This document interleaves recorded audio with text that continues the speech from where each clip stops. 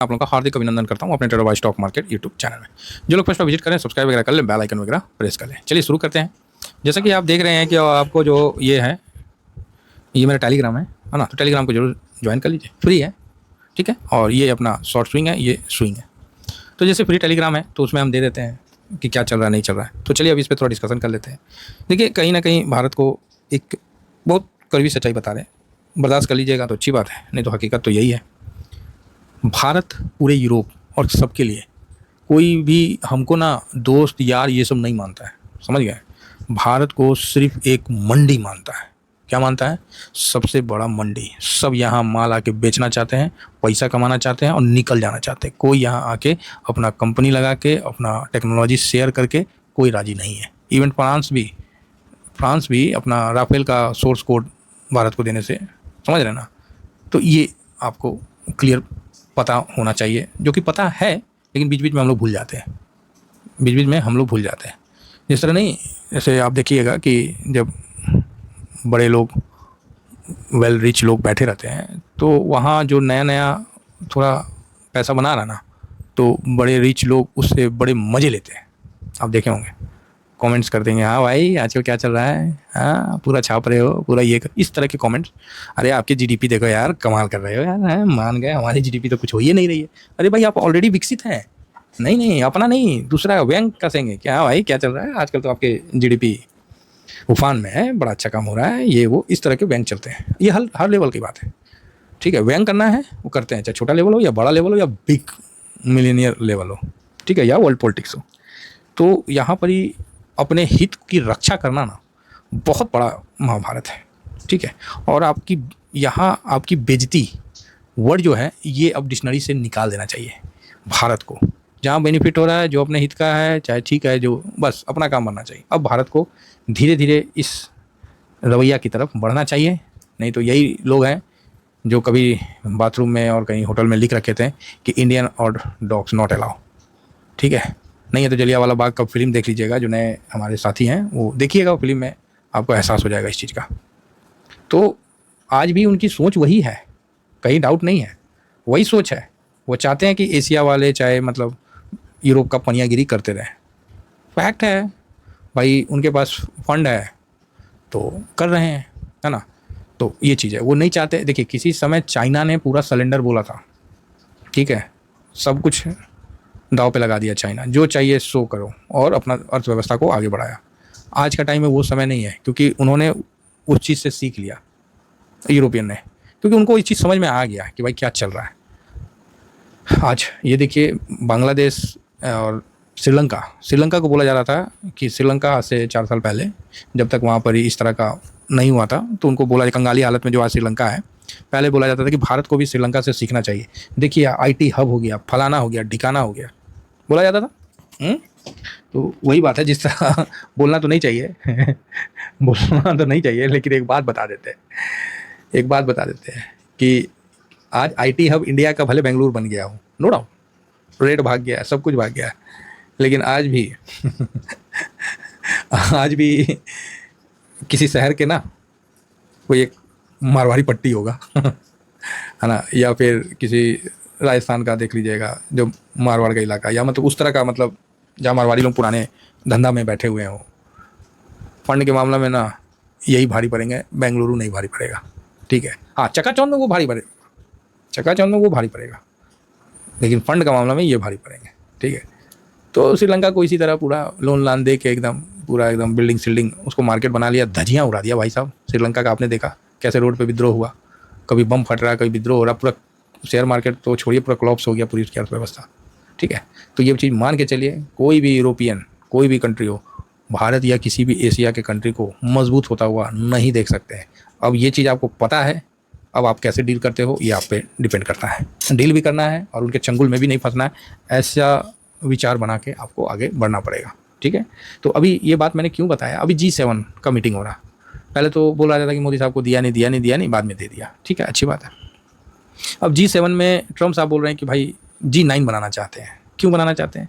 तो इसमें वो बोले कि कनाडा में जो हो रहा है, इसमें बोले कि भाई देखिए आप G7 है ना, आप यहाँ पर ही महसूस कर सकते हैं, इनका बॉडी लैंग्वेज देखिए, ये यूके का है, अभी ट्रेड डील इनके साथ अमेरिका के साथ ट्रेड डील साइन हुआ है, ऐसे खुश हो रहे हैं, लग रहा है कि बहुत बड़ा ट्रॉफी जीत लिए है एकदम है, ट्रेड डील ये है, मतलब गजब के हैं, हद होता है पनियागिरी का भी। तो ये सिचुएशन है साहब। अब देखिए ये यूरोप कंट्री के हैं और इनका बॉडी लैंग्वेज देखिए, आपको खुद एहसास हो जाएगा कि मैं क्या कहने वाला हूँ। ठीक है, आप देख सकते हैं यहाँ, ठीक है, बॉडी लैंग्वेज देखिए इनका, ये देखिए, ये देखिए, ठीक है। और यहाँ देखिए जापान को, बस जापान भी उनका एक उपनिवेशी बन गया। तो ये है G7। आप समझ सकते हैं जो मैं आपको इतना रावी चिनाव की तरह जो कहानी सुनाया उसका उद्देश्य क्या था, ये चीज़ समझिए। तो ये नहीं चाहते हैं कि बीच में आप देखे होंगे कि मोदी साहब ने हाँ मतलब नहीं, जैसे गला मिलता है आदमी को तो हाथ मतलब पीठ पे मार देना कि मतलब शाबाशी देना, या मतलब नहीं एक्साइटमेंट में होता है, या हाथ मिलाता तो उस तरह से हाथ पकड़ लेना, आदमी प्यार से नहीं पकड़ता है उसको। इन्होंने काफ़ी बॉडी लैंग्वेज का और ये वो इसीलिए देखिएगा, अब ये भाई साहब जब भी मोदी साहब से मिलते हैं ना तो उसी तरह का हरकत करने का कोशिश करते हैं और अपने आप को सीनियर बनाने का कोशिश करते हैं, एज इट इज़ ट्रम्प साहब भी, ये चीज़ नोट करिएगा। ठीक है, तो एक्चुअली G7 में अभी ट्रम्प साहब ने रसिया को बोला कि रसिया को और चाइना को करना चाहिए।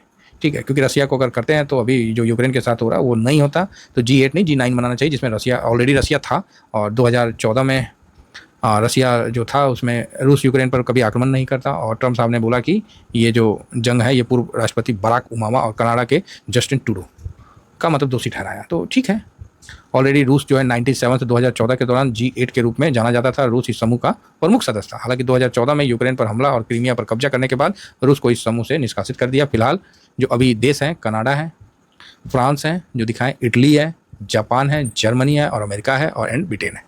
सिर्फ जापान तो उपनिवेश है, जापान का क्या, उनका तो हाथ पैर फुला हुआ, लेकिन फिर भी जापान जो है वो ठीक है और मतलब इंडिया को काफ़ी मदद करते हैं फाइनेंस के तौर पे, लोन वगैरह काफ़ी मतलब है। तो ये चीज़ आप समझिए कि चीन को और रसिया को लाना चाह रहे हैं, जो कि आपको पता है कि दोनों ने लाठी कर रखा है इसीलिए।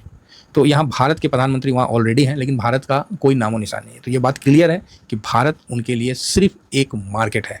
इसीलिए हमारी सरकार जो स्टेप उठा रही है बिल्कुल साफ सही उठा रही है, और कभी कुछ ऐसा होता भी है तो हम लोग को इसको इग्नोर करना आना चाहिए, ना कि हमारे प्राइम मिनिस्टर को या जो भी हमारे नेतागण वहाँ जा रहे हैं उनकी बेइज्जती करना कि हैं उनको बुलाया नहीं है, उनको वहाँ से हटा दिया गया। नहीं करना है, नहीं करना है, समझ रहे हैं, क्योंकि शुरू से उन लोग यही करता आया है और आज भी यही कर रहा है। तो यहाँ भारत को चाहिए कि अपनी जो व्यवस्था है उसको मतलब बहुत ही आराम से, और क्योंकि देखिए भारत की ज़रूरतें बहुत है, इतनी बड़ी जनसंख्या है, सब परिवार इतना बड़ा है कि इसको हैंडल करके उसको अच्छा से आगे निकलना बहुत बड़ा चैलेंज सरकार के लिए या जो भी है उनके लिए होता है। ठीक है, और जो पहले आप लोगों के कान में ये बोला जाता था कि हाँ कैसे होगा, रोड कैसे बनेगा, इतना बड़ा आबादी है, रोड कैसे बनेगा, सब चीज़ का जर आबादी पे ठोक दिया जाता था।